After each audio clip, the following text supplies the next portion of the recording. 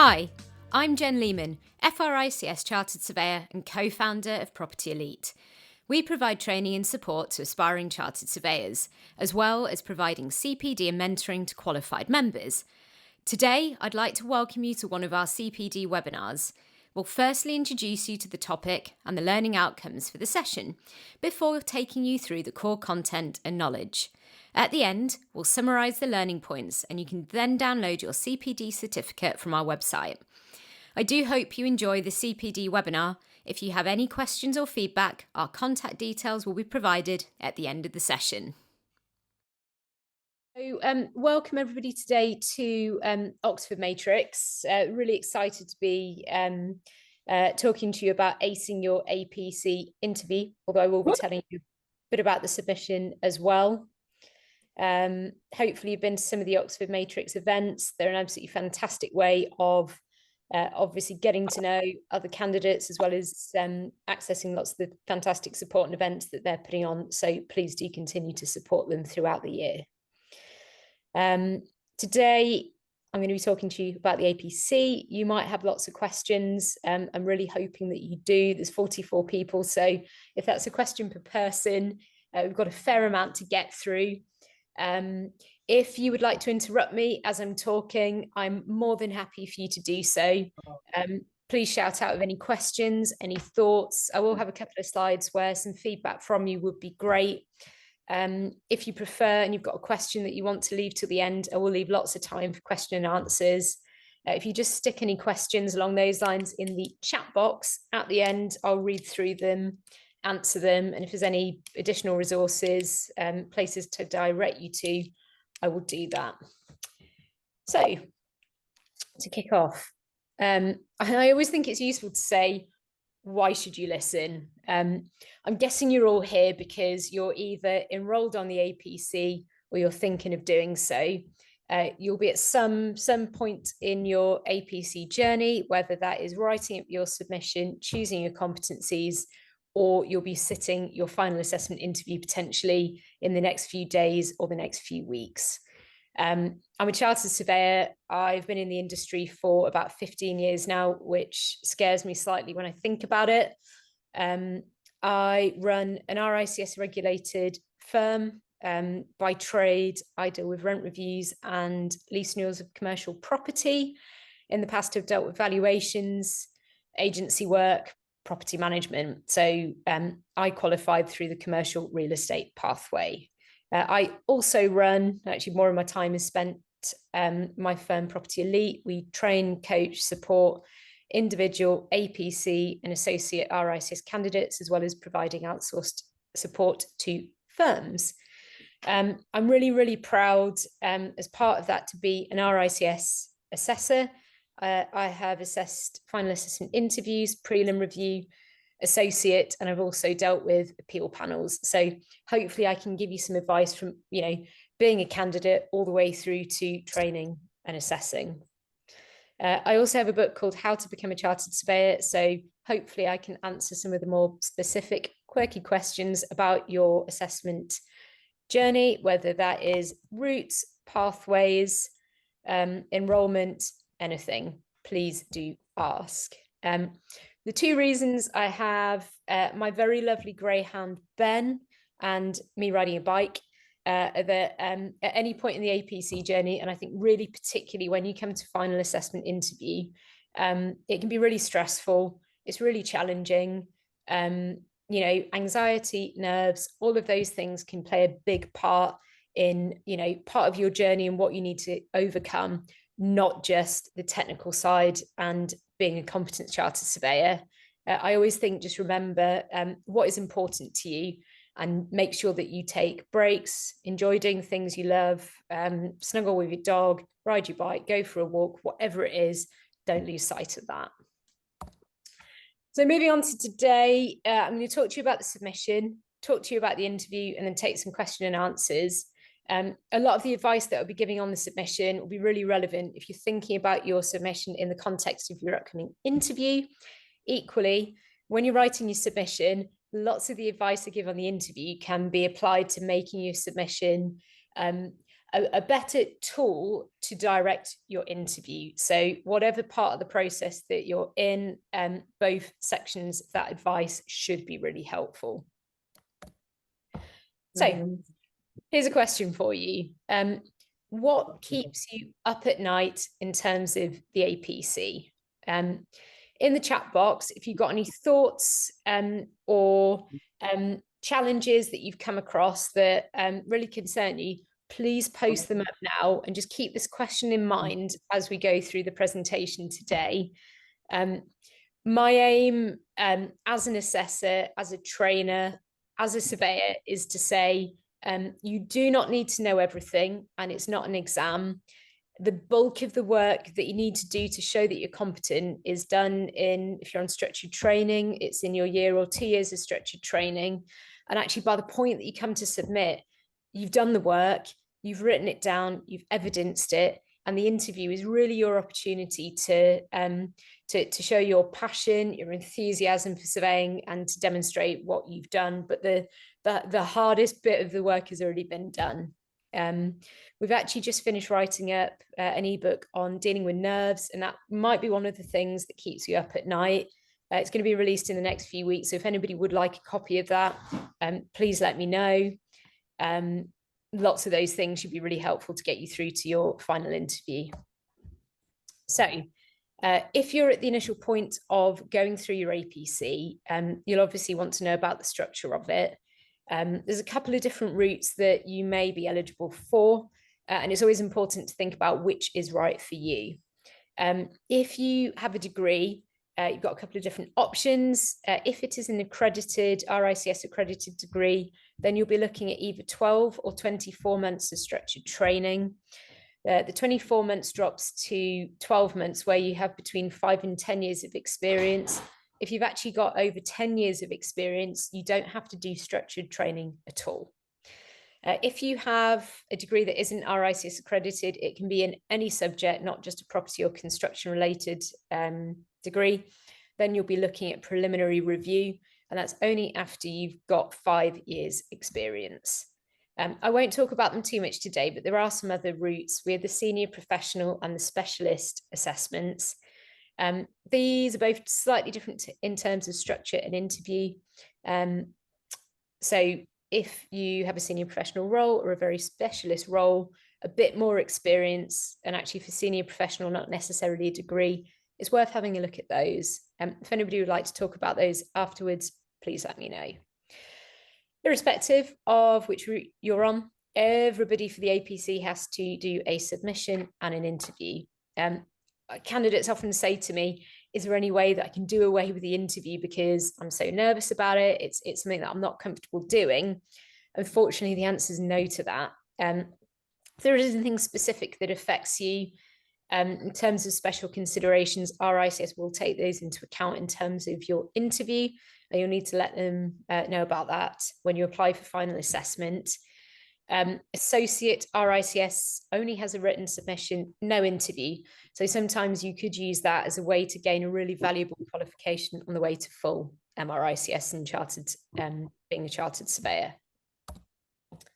So your submission, all submissions are now submitted using the new online assessment platform. I'm going to go through some of these elements today.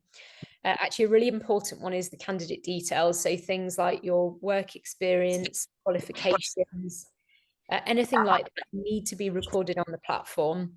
I really encourage you to put enough detail to let us as assessors know who you are and what you've done. And the more context and background you can give us in that section, which does feed through to your final submission, the better. It lets us get to know you. Obviously, 60 minutes is a very tight timescale, and we don't have the opportunity to ask all of the questions we'd like. The more you can give us on paper at the start, the better. The other parts of your submission will be the summary of experience, your case study, your CPD record, and completion of the professionalism module.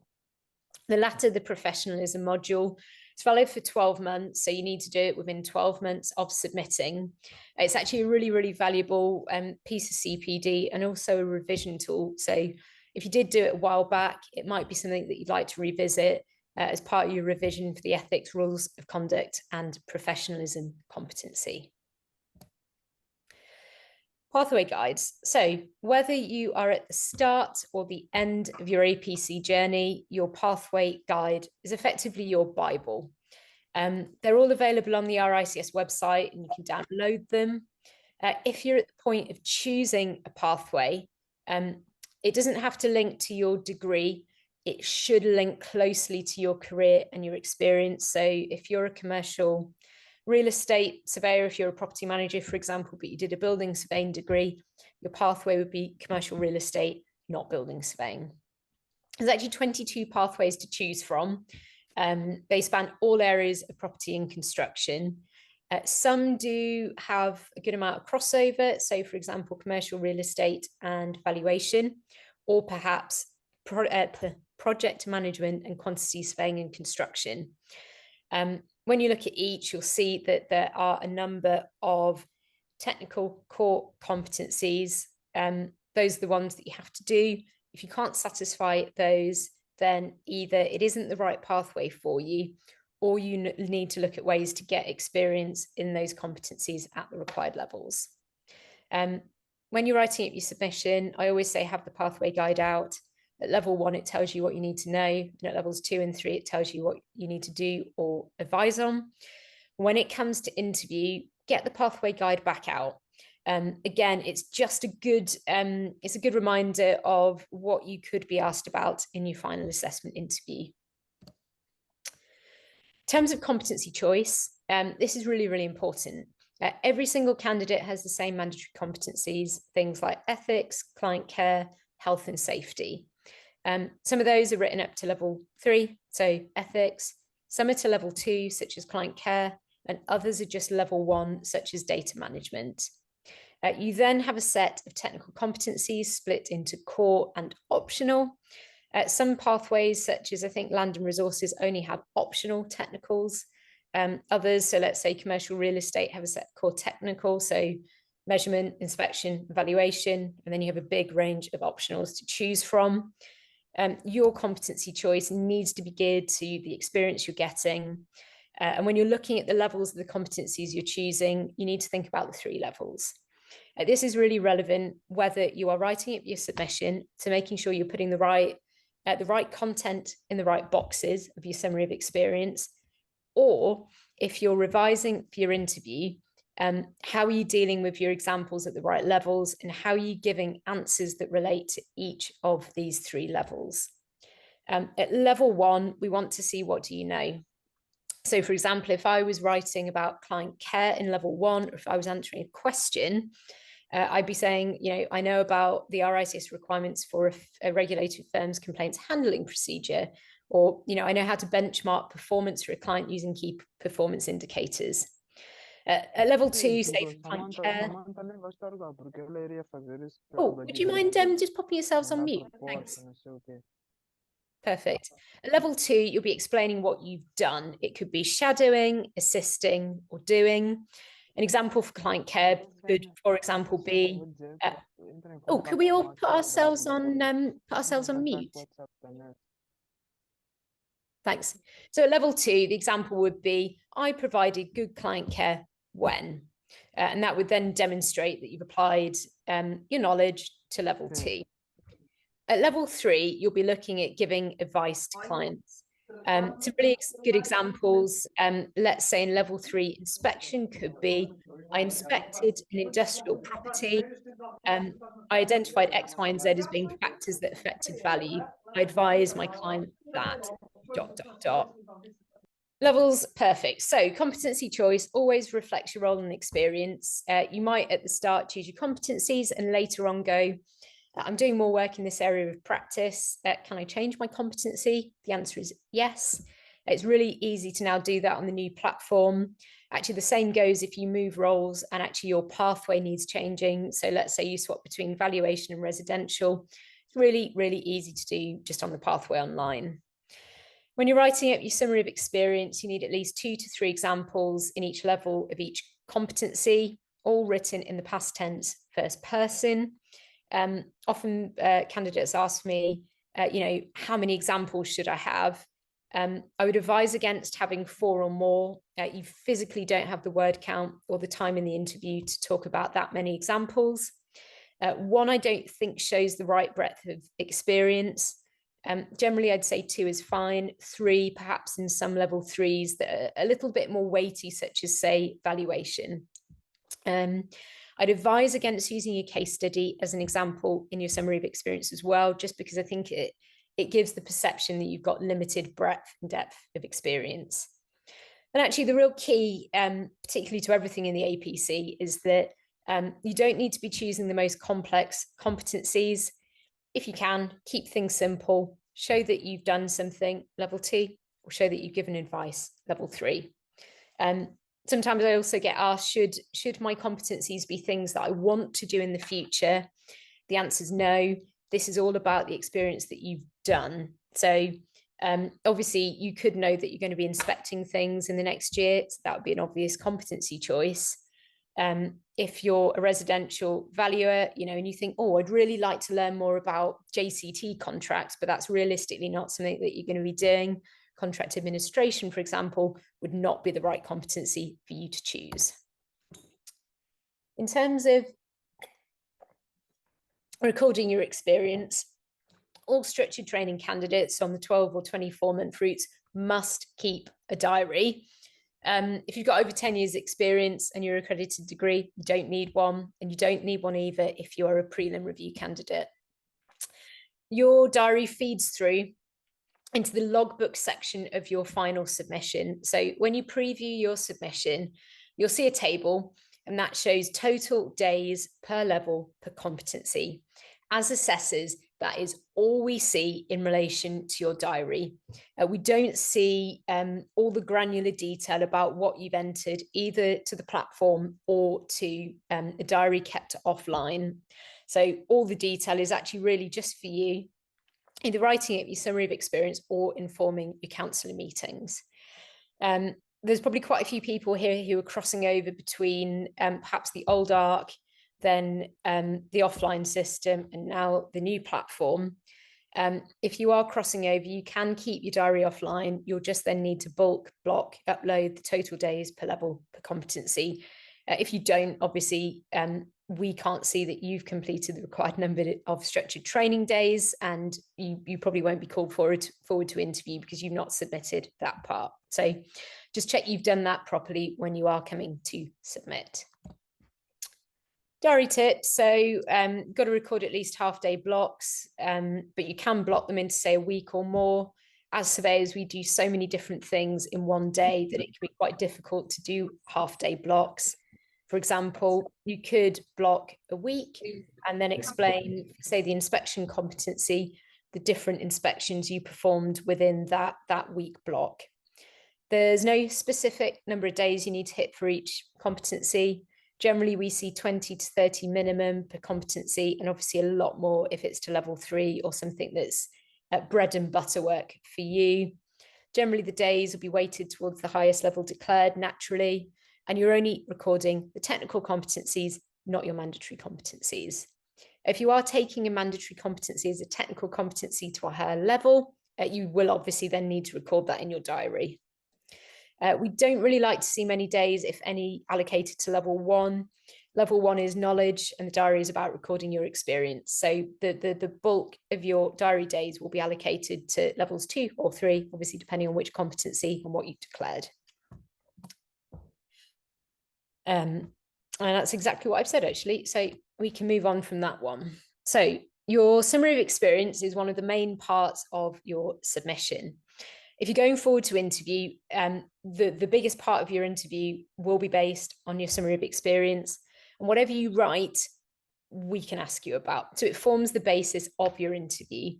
I think this is actually really worth bearing in mind when you're writing up your submission, because if you approach writing up your submission from the end point, so effectively reverse engineering it, what do you want your assessors to see? How do you think we're going to ask you about what you've written? RICS sets some very specific word counts, 1,500 for your mandatory competencies and 4,000 for your technical competencies. There's no leeway, there's no 10% rule. You have to be on the limit or below. There's no reason why you have to hit 1500 exactly. I generally think 50, 100 under, potentially is okay. Any more, and you're missing out on the opportunity to use those words to explain your knowledge, what you've done, or your advice. So definitely do use the word count as fully as possible. On average, it's about 150 to 200 words per level per competency. That said, some level 1s could be, say, 80, and some level 3s could be at 300 to 350 mark. You don't have to split your word count evenly between all the levels of all your competencies. And of course, when you're writing it up and when you're revising for interview, all your experience needs to be relevant to the competency and the level. A really key part of your revision should actually be going back through your summary of experience and learning your examples. I think actually maybe a really good way to do that is to list out all the examples on a spreadsheet, Word document, piece of paper, write out the details, and then ask somebody to ask you to talk them through the story of the example or the advice you gave. If you're always remembering the level that you put the example in for, you can then phrase your answer appropriately. So if you've got a level 3 example, you always in your answer need to be going back to, I advised that.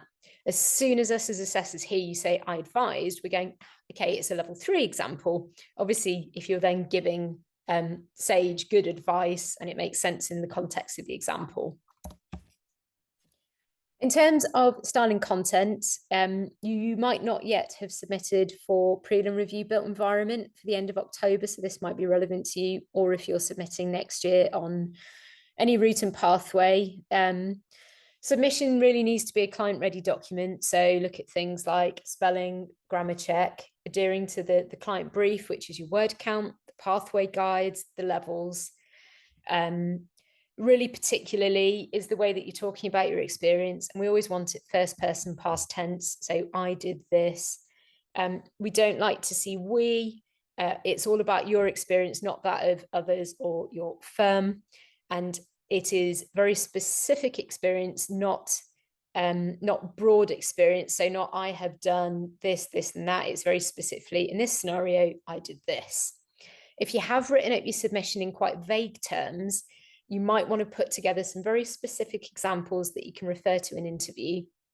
A real bonus around specific examples is that if you're asked a question, give me an example of when you've inspected a property, you don't have to come up with it at interview because you've already written about it, prepared, and talked about it in your revision. So the more specific, the more familiar you are with your submission, the better that you'll perform at interview.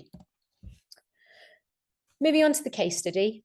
The case study is a 3,000 word report on a project that you've undertaken in the past 2 years. I always say try and make it the last 6 months to a year in case you are referred or defer. Then it obviously is valid for a longer period. Again, the word count is absolute, so don't even go one word over. The case study needs to be a project that you've ideally led from start to finish, or you've had substantial personal involvement in. An example, let's say if you've valued a property from start to finish, you've obviously been supervised and signed off by a registered valuer. That could make a really nice case study. If you're a building surveyor or a planner involved in a much, much bigger project and a much bigger project team, your case study could focus on that specific element of the project that you were involved with. It's not, though, just a simple explanation of what you did. The case study is really a critical appraisal and a reflection on what you did, and very specifically teasing out 2 or 3 key issues with your advice on each of those. We tend to say you need to hit probably 2, 3, 4 technical competencies at level 3 to make the case study the required standard. As I said, the case study may be a bigger project that you've been involved with. It could be something that started over 2 years ago, but the key issues and your involvement that you're writing about needs to be in that 2-year period. So if it's a project that hasn't yet concluded, perhaps you sold a property but it's not yet completed. If it's a planning application that hasn't been determined, or a contract that hasn't, or a project hasn't reached practical completion, that's okay. You'll obviously need the key issues to pick out in your case study, and actually when you come to the presentation, you might comment on the prognosis and what's happened, the outcome of that. Oh, there we go. So in terms of the case study content, and this also applies when we're thinking about your presentation, a key issue is really something interesting, an anomaly or a challenge you overcame. You need to think about some options that you considered and then the advice you gave on that key issue, and you'll be repeating that 2 or 3 times. Let's say you were dealing with a letting of a property. Key issue could be advising on market rent, advising on marketing strategy, and then looking and analysing offers and agreeing the deal. You can apply that to anything and think about the issues that you needed to advise on. You do need to explain the rationale, the processes you followed, but that really is more of a minor point of providing the context, with the key issues being the main bulk. At the end of the case study, you really need to look at analysing strengths, weaknesses, and what you do better next time. The key is always quality over quantity. Sometimes we see overcomplicated case studies. You might need to emphasise certain issues and talk about certain things in more detail. Sometimes projects, instructions can be so complex that they just don't lend themselves well to case studies, given the limited time in the interview and the limited word count. Case study structure. The RICS have a template that you can download, and that has 4 sections, as you'll see on this slide. On our website, we have a free resources section, and that gives you a version of that case study template with some really helpful report features, let's say, such as a cover page, page numbering, some formatting suggestions. Please always stick to the template and the structure that RICS want to see, but you can make it look far more client ready and far more professional in presentation. You'll also have some appendices to your case study. If you're revising for interview, make sure you've looked through these. You could be asked about them, so anything in the whole submission document could be questioned. The appendices are there to support the report, your case study report, not to add or expand to it. So keep them to the minimum that is relevant. You also need Appendix A that gives the competencies that were relevant and you've demonstrated in a really simple table that RICS provide. Examples of appendices could be photographs, plans, valuation calculation, comparable evidence table, quotation, bits and pieces like that that will support what you're talking about. You don't need to give a full reference list. You could put RICS 2023 if you're talking about new guidance, for example. And you do need to state the word count. I've seen differing opinions and advice from RICS on this before, but as I understand it, it includes everything after the contents and before your appendices, and that includes tables and figures, whether you have put them as images in the text or as tables. Use graphics and tables really effectively. They can really add to your work and help to demonstrate certain points. And then I've said it before, but make sure you proofread it really, really carefully. I've had quite a few people this session say, I've made an error in case study or the summary of experience. It can be really, really stressful to try and iron that out in interview. So do make sure that you read through it, but also give it to friends, family, obviously a counsellor, assessors, whoever you can, just to make sure that they as well as you try and pick up anything that might cause you a problem at interview. Moving on to the CPD records, it's minimum 48 hours for 12 months of structured training. At least 50% of your total must be formal.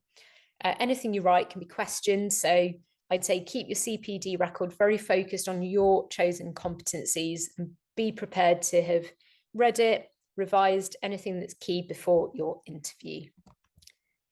Things that sometimes catch people out are things like case law or CPD that they've done that is slightly broader than their core area of practice. CPD is really simply calculated on a rolling basis back from your submission date, and it's not on calendar years or the qualified members' CPD years. If you're already qualified as an associate, that won't be the same year for your APC CPD recording. If you're not sure what to categorize your CPD as, you can actually find this on the RICS website. It's a really, really handy explanation of what is formal or informal. If you're not sure what to class today's matrix webinar as, please use this. Same applies to a really helpful table that RICS published that gives examples of different CPD activities and whether they fall into that formal or informal activity type. Some of these are a bit more grey, so I always think this is really helpful to go back to. Also gives you examples that aren't CPD, so social activities, marketing events, etc. So when you are preparing your CPD record, make sure that it is relevant and you've got the right amount of formal or informal CPD. We mentioned the professionalism module. There is a test at the end of it that's multiple choice. You get multiple attempts at it. If you do fail, you can, if you don't pass it first time, you can download your answers, so you can then go back and see where you need to go away and do some extra learning before you go and take it again. When you go through it, make your own notes. This is then a great way to inform your revision. So, submission process, and I understand that this will apply next year as well. Everything is now on the new platform. For your summary of experience and case study, go onto the platform, download the Word document templates, fill them in, save them as a PDF and re-upload them. Your diary days and CPD are logged online directly on the platform. So if you've got an old CPD record in Word, you'll need to upload each CPD activity individually to the new platform. When you've uploaded anything, you can preview your submission to make sure that it all looks spot on. When you're ready and you've uploaded everything, you can then submit your work to your counsellor. They go on and have a 3-step approval process. They approve your summary of experience and your case study, and then they give you an overall sign-off of everything. You'll need all 3 of those before you can go to submit. You also need 3 other signatures. These are all done online, so you need 1 proposer and 2 seconders. You can actually request these, I think, up to 3 months in advance. You'll need their RICS number or email address that you plug into the platform. These are effectively character references. They do not need to have read your full submission or approved it like your counsellor would. Your counsellor can be one of those 3 signatories. They can be M or FRICS, and at least 1 needs to be from outside your firm. If you can't off the top of your head think of 3 people to use, I'd recommend you get this sorted as soon as possible. Leaving it to the last minute can be a complete nightmare, and I've seen quite a few candidates struggle in that position. Quick walkthrough of the platform, just in case you've not seen it, just to point out some of the really important parts. When you edit your profile, we've talked about your contact details and making sure that they are correct. Here you can see, actually, most important one here will be your email. This is what RICS use to contact you, and it updates the central RICS database. So if they need to contact you about interviews, scheduling, anything like that, you need to make sure that this is correct on your APC login.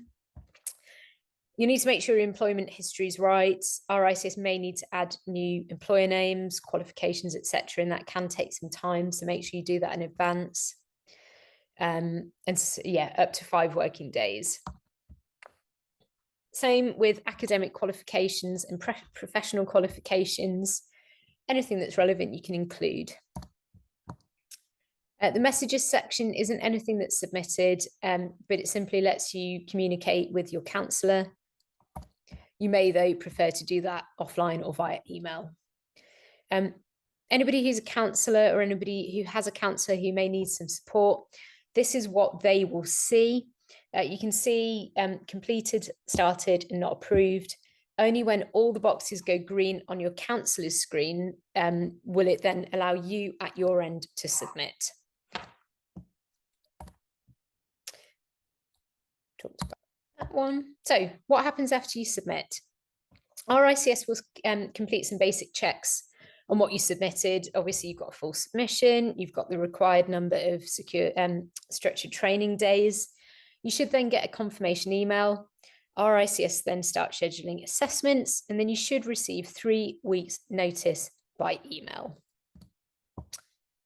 So obviously, really key part is your interview. Interview is split as 60 minutes. 10 minutes is for your case study presentation. You then get 10 minutes questioning on this. You then get 30 minutes questioning from your assessors on your summary of experience. And then it rounds off with 10 minutes from the chair. It can include CPD, mandatory competencies, ethics, rules of conduct, and anything else they want to go back to. At the end, you do have a couple of minutes to come back to anything that you've written down, you'd like to clarify. So do remember that you've got that opportunity. In terms of interview structure, as I said, 3 weeks before, you'll get your date and time. All interviews are currently online using Microsoft Teams. I had a chat with somebody the other day, and we actually used Teams to see how he could get his presentation up in presenter view. It took quite a while to work out which buttons to press, as there were about 3 different ones to use. Highly recommend that you practice on Teams with somebody you know. Make sure you know exactly what buttons to press so that IT won't be an issue. Obviously, because it's online, go somewhere that you're not going to be disturbed. Make sure it's a comfortable environment, and make sure that you have a good Wi-Fi connection, and ideally a webcam that's not attached to a laptop or a computer. You will be asked to do a 360 view of your surroundings, so a webcam that's connected on by a cable is much easier to do that with. Your panel will be a chair and either 1 or 2 assessors, and that will just depend on availability of assessors to RICS. Finally, I just think it's worth mentioning deferrals. You do have 14 days to defer after you've submitted. There's no fee payable during this period. After the 14 days, there is a fee payable to defer your submission and interview to the next window. Your case study presentation, if you've not already drafted it and you're submitting this session, highly recommend you get on with. It's the first main element of your interview. We use it as assessors to check how you communicate, and see what you'd look like in front of a client. You're going to be focusing on 1 or more key issues from your case study. RICS don't give any guidance on whether it should be 1, 2, or all of them. Effectively, choose something that you're interested in. Choose something that allows you to demonstrate reasoned advice and competence. 10 minutes is the guide. Try not to go over or under. Time yourself, practice, and that will help you to make it as perfect as possible. Do remember on the day you're likely, naturally to be maybe slightly nervous, and that can result in you talking a little bit quicker. I tend to say maybe have 10 keys, 10 points written down for each minute. When you get to minute 9, you can check on the clock and go, have I reached minute 9 and what I should be saying? If you have or you haven't, you can then slow down or speed up to make sure that you're then finishing within the allotted time. Just a really basic stopwatch, a manual one that you can put up. There's no risk of a phone going off, anything like that. And then you can keep tabs on where you are in that 10 minutes. Finally, for the case study presentation is preparing a really, really effective visual aid. You can share your visual aid on PowerPoint. You can have some presenter notes with that to jog your memory. Please don't use a script. I would recommend maybe a few bullet points for each slide, just to make sure that you're on track. But you should have rehearsed it so much that anything more than just some quick points won't be needed. Keep the visual aid really simple and readable, and make it interesting. It's to support you talking, not to replace you talking. And I'd say always practice rehearsing what you're going to say without the visual aid, just in case you have any IT issues. If you put text on the slides, use bullet point, keep it as concise as possible. Use a really clear font. Think about accessibility, so clear colours. Don't use red on green as an example. And actually just make sure that you refer to a visual aid. If it's there, use it. I always quite like smart art on PowerPoint. Looks effective and just turns text into something more visual. I'd say also have your PowerPoint converted to PDF, just in case you've got any issues and you did then want to send it to your assessors in the chat box. That, of course, is only in the worst case scenario. In terms of the contents of your visual aid, some good things that you could use could be a location map, photograph of the property, table of comparable evidence, or anything else that you think is relevant to support what you're talking about. On the free resources section of our website, you can download exactly this, which is a template case study presentation. This starts with a really nice cover slide. You can obviously put your own details and a photograph on this. Please don't brand it up as the RICS, and please don't brand it up as your firm. This case study presentation is you personally, so just be aware of that. There's also obviously requirements relating to the use of the RICS logo, and that could be an ethics referral point if you didn't use that appropriately.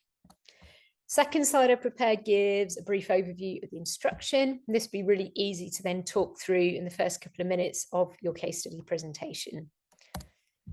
The next one could be looking at a key issue, obviously the titles, some brief text, and some really, really nice clear photographs, plans, visual aids on this slide. I've then used a slide here giving the options and the advice. It's nice and visual, it's interesting, and it doesn't detract too much from actually what you're talking about. I love SWOT analyses. I think they're a great way to talk about section 3, your achievements. You can talk about the competencies you achieve, what you do differently next time, etc. And then finally, just a thank you slide with your details. And then obviously, after you've given the presentation, you'll close it, you'll put your notes, you'll put anything else away, and the interview will then just proceed. These are taken from a project manager's visual aid for her presentation. Anything that's a map needs a north point. You'd also then need to put references and dates on these slides, ideally scale as well for any maps. Also here, another example of what you could use, floor plans. And again, just they're really clear, they're really visual, and they're really simple. And it'd be very easy for you to then to discuss these in greater detail with your assessors. Again, some really nice, clear photographs. So, question just to wake you up, which is, what do you think that we're looking for as assessors in your interview? I will just give you 30 seconds just to think about this before I talk to you a little bit more about the answer to this, and it means that I can have a quick drink.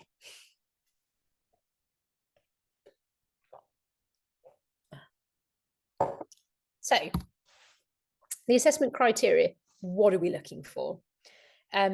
Our decision after the interview is primarily based on the 60 minutes that you've spent with us. We do consider your submission and the quality of that, but primarily it is on your performance in the interview. It's holistic. You know, we consider how you've answered questions. It's not an exam. You don't have to get everything right. However, ethics will be an automatic referral for an unethical or an unprofessional answer. We're also looking at your communication skills, how you explain your advice, whether your role and responsibilities are relevant for your pathway and your competencies. And essentially, we want to know that you're a safe pair of hands. So by virtue of it being called the APC, it is an assessment of competence, not of knowledge. And obviously, we want to see that you've dealt with instructions, level 2, and you've given advice at level 3 to the required levels that you've stated. The interview will be based on your submission. When we question you, we're trained to start at the highest level, so level 3, if that's declared, or 2. We won't, however, say to you, we're going to ask you a level 2 question or a level 3 question. We'll simply say, moving on to the inspection competency, you've given an example of inspecting property at Bristol. Talk me through the advice you gave. By virtue of the examples and you knowing and being familiar with your submission, you should be able to work out which level it is in any case. As an assessor, I quite like to ask open questions. I want you to talk to me about what you've done. However, the real key is to actively listen to what you're being asked. If there's a very specific question, say, what factors affected market value, don't then tell me about how you inspected. The time in the interview is short. and we only have a limited opportunity to assess your competence to the required levels. Don't tell us everything you know. Be really concise and considered. If we want to know more, simply we'll ask you. Sometimes you might be asked questions that you think that's outside of my scope of competence, for example. In that case, please give the answer that that's not something that I would have advised my client on. I'd refer to X, Y, or Z. We won't give you any indication of whether your answers are right or wrong. We'll simply say, thank you very much. We'll now move on to the measurement competency. We shouldn't be giving you any positive feedback, anything like that. So don't be worried. Don't think that you're not performing well because you're not being given praise consistently. If you're not sure of anything, please write it down, have a pad and paper, and do come back to it at the end when you've got that opportunity to have the last word. I always think it's really helpful to have a toolbox of answers.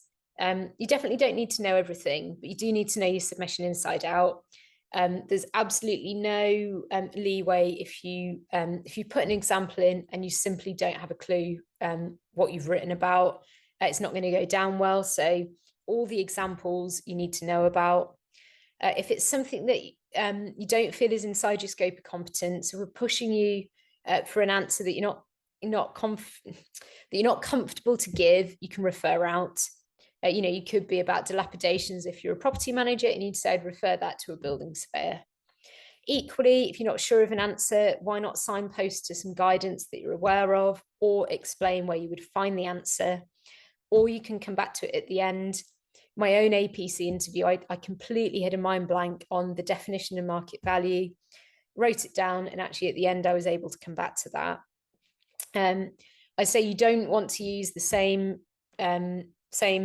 tool from this box for every question. Don't say I'd refer it to a colleague, I'd ask my supervisor for everything. You need to think realistically. If a client asked you that question, what would you do? If it's simply that you're unprepared, learn that during your preparation and your revision, not in the interview itself. So going back to the question of what keeps you up at night, hopefully I've managed to allay some of the concerns and fears that you might have leading up to interview, but hopefully if you've got any still, you'll be putting those in the chat box, and I'd love to answer some questions in a bit. One of the things that I was writing about in our Dealing with Nerves guide is actually revision strategy. I know it can be really overwhelming when you're trying to work out how do I revise this enormous bulk of information. In there, I had a look at a technique for time management called chunking.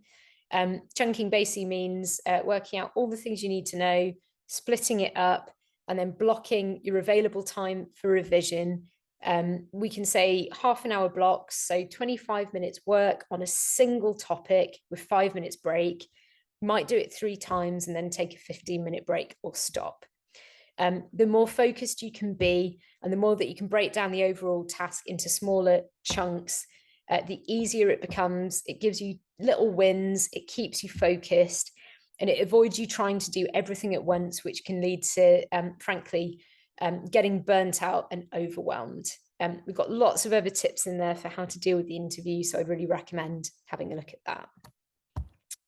Some top tips, just in the last couple of minutes before I'll take some questions. Ethics, if there's anything you're going to revise over and over again, make sure it's that. You might have written some notes, you might be answering knowledge-based questions, but the real key is to practice out loud, get people to ask you about your advice, make sure you do some practice with current assessors. Often it's better to do it with an assessor because they know how you're going to be asked questions at interview. Often if somebody's not a trained assessor, they won't be asking you questions in quite the same way. And then when you get into the interview itself, it can be quite a bit of a shock. I always think, be confident. You've earned the right to be on this start line. You've earned the right to be putting yourself forward to become a chartered surveyor. Don't be arrogant, but do be confident in your abilities, and treat this like you've got 3 clients in front of you, and you need to show them that you have the knowledge, the competence, and the experience for the job. And then I suppose final one to pick up off here is just, presenting yourself really clearly and professionally, dress for the occasion. I think that, in smart clothing, suit and a tie, a shirt, a dress, whatever it is, it gives you that bit of a mental, boost. It gives you confidence. And the assessors will see that, and their perception of you as a result will be positive. Where can you find some more free information and resources? On our website, we've got loads of stuff. We've got a blog, we write, I write, our team writes every week. I've written it now every week for the past nearly, I think, 7 years. So if you do the maths, it's quite a lot of blogs. Most of those have a podcast or a YouTube. Actually, the one next week, if you're a valuation candidate, today the RICS have published a new UK national supplement. It comes into force next May. Could be quizzed about it in your assessment. I think it's definitely worth knowing about if you carry out valuation work in the UK. Other things, we've got revision quizzes, ebooks, the templates I've talked about, other matrix events that are coming up. We also have a free 15-minute consultation for anybody who needs a chat, completely confidential, impartial after today.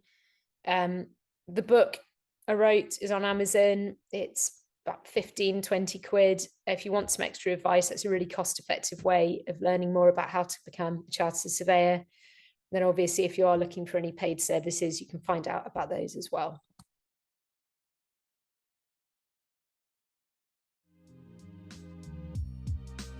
I hope you enjoyed the CPD webinar. Please make sure that you download your CPD certificate for your records and add the time to your CPD record. If you have any queries or feedback, then please let us know by email. We look forward to seeing you in the next CPD webinar.